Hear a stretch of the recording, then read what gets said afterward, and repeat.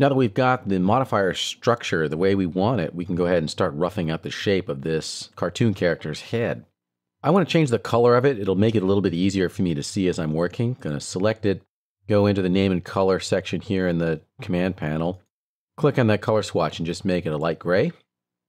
Also, I want to go into the modify panel, and in the turbo smooth modifier, I want to enable isoline display. That's going to make it easier for me to see as I'm working. And as always, if we want to use the ribbon, we have to make sure we select the editable poly level of the stack, and we can enable show end result. Cool, so now we can go into the various sub-object modes, such as vertex, and select and maybe move things around. First thing I want to do actually is scale the entire model to make it taller. I can select all the vertices on that and use the scale tool, and scale only in Z, just to stretch that up. Note that I can scale in Y as well, and that's fine. But if I try to scale in X, then I'm going to have some issues because of where the manipulator is, where that gizmo is relative to the rest of the surface. I'm going to undo that. Just to show you that if you want to scale in X, then you want to choose a different transform coordinate center here. Remember, you've got use pivot point center, that's the default. You've got use selection center. What we want in this case is actually use reference coordinate center, which is the third one. And use transform coordinate center refers to which reference coordinate system you've chosen over here. We'll talk about that later, but when it's in the view mode, you're basically working in world space. So when you choose use transform coordinate center, it's referring to this reference coordinate system here. And by default, it's going to place that manipulator or gizmo at the origin. And with that done now, we can scale in X. And that's important because we'll need to come back to that if we want to ever scale in that dimension.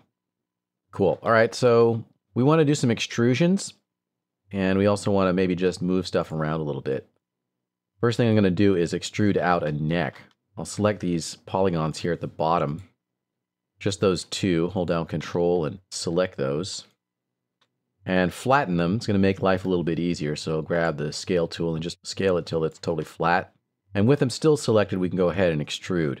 We don't actually use the caddy in every case. Sometimes it's easier just to extrude interactively. You can just click on extrude without shift clicking, and then just click and drag in order to create that extrusion. Cool. Now you see we get two extrudes here, and that's because we have an extra set of polygons. It's easier to see if we turn off show end result. We just want to get rid of all of these. So we can grab the select tool and control select these. With all those four polygons selected, we can go back to show end result, press the delete key.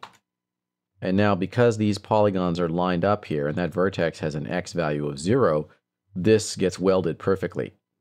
If it didn't have an X value of 0, you would need to move it there, just to reiterate. So if I select that vertex and move it away so that it doesn't have an X value of 0, then we're going to get a split. And sometimes that happens as you're working. Sometimes these vertices get moved and you need to put them back. It's very simple. Just Control select all of them, and then with the Move tool active, go down and set their X value to 0.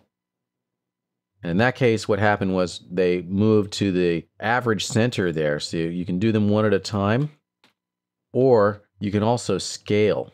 So just to illustrate that, if I undo that, I can select those two, and I can scale until they're perfectly flat, and then set their X value to 0. And that way, they'll end up where they want to be. All right, so we can go ahead and move some of these points around a little bit. We're not going to spend a huge amount of time on this, but just to show you that you want to kind of get all those sort of hard corners rounded out. We can make some ears. We can go up here, maybe select these polygons. Select a polygon here. We'll make a bunny ear. Go ahead and extrude that. And you can extrude more than once. I can do one command and then do another one, and that creates two extrusion levels. And I also want to flatten this, so I can go into vertex mode and select all those vertices up there. Go ahead and grab the scale tool and maybe go back to the default, which is use pivot point center. Scale those in Y to flatten that out. We can scale these as well, or at least move them.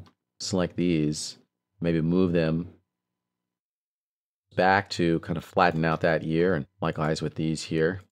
By the way, sometimes you won't be able to see some sub-object. It might be hidden behind the subdivided surface, but you can still select it And of course, you can always go to F3 wireframe mode if you're not sure. So you can select using wireframe mode and then hit F3 again and switch back into shaded mode. I also want to extrude these faces here. Select these in the front. Just Control select those and extrude. Just click and drag. Don't need to do very much there. And if you get a little bit of self-intersection, then you can just go back to the Move tool. And those faces are still selected. Those polygons are still selected. So I can move them and I can scale them. Try to create the shape that I'm going for here. All right, we need eyes and a nose as well. We can go into, once again, polygon mode, select this face here, and maybe scale it up a bit. Make the eye bigger. We want nice big cartoon eyes here.